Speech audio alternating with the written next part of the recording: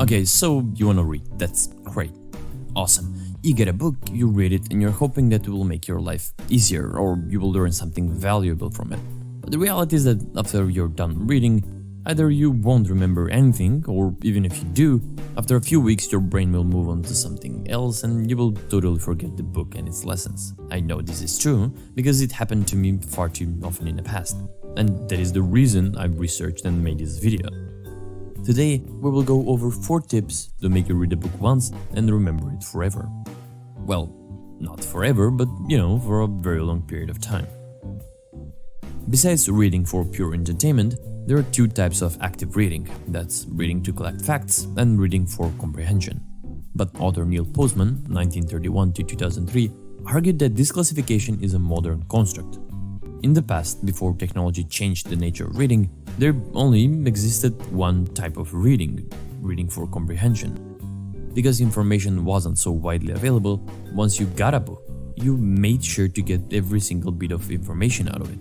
You had a conversation with the author, agreeing and critiquing the ideas in the book, while also comparing them to other ideas you already knew. Today, however, information flows at crazy speeds, and with it we develop hunger for easily digestible formats. I mean, with a single click of a button, you can download hundreds of ebooks, podcasts, videos, and book summaries. So, reading for comprehension kind of took a backseat and became this mysterious, forgotten way of reading. So, following is a strategy you can use to read a book for comprehension and remember it for longer periods of time. These strategies are based on the writings of Charles von Doren and Mortimer J. Adler. If you read for comprehension, you ideally would be able to answer these 4 questions. First, what is the overall message or theme in the book? This is the first question you should ask yourself as soon as you start reading a book. Since you're asking this question implicitly, naturally you will read the book with an intention to fill that gap. If you read Dopamine Nation from Dr. Anna Lemke, it would be about how dopamine in modern times affect our reward circuits and how we can overcome addictions. If you read Can't Hurt Me by David Goggins, it's about how becoming friends with pain and mastering your mind can unlock your full potential. Now, if you can answer this question, what is the overall message, what is the underlying idea, then you're more likely to remember the smaller ideas/lessons from the book as well. It's like opening a folder in your brain and all the smaller ideas will be placed inside this memory. Number 2, how does the writer's argument unfold? In other words, how does the story and logic develop? We're far more likely to remember a connected story than pure facts. For example, in the book Mastery by Robert Greene, the author states his argument that all of us possess the ability to become masters in a particular area.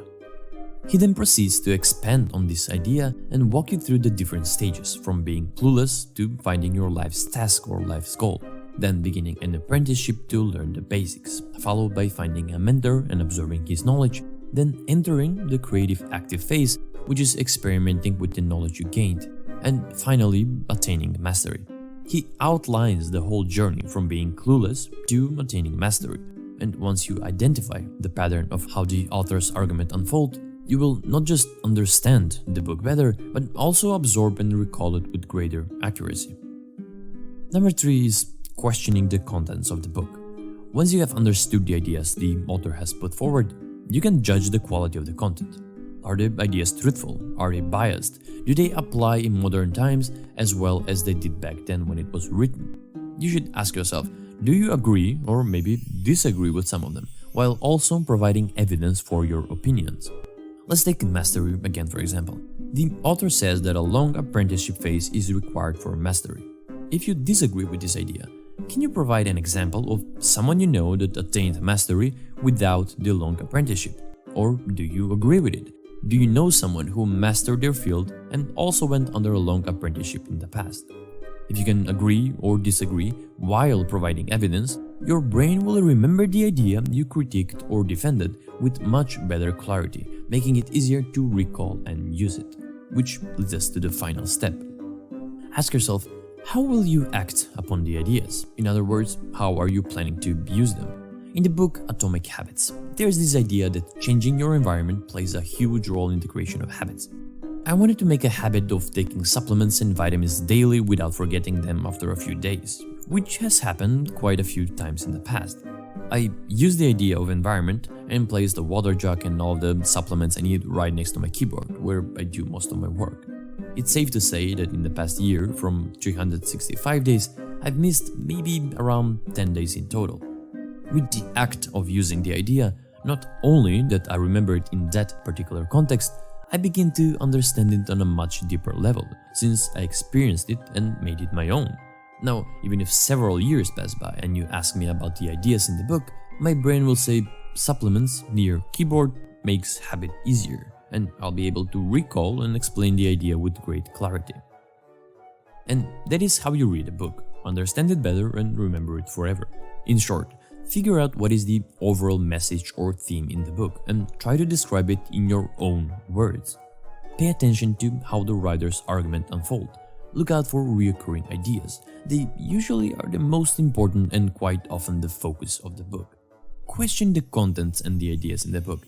Do you agree or maybe disagree with them? And more importantly, why do you agree or disagree?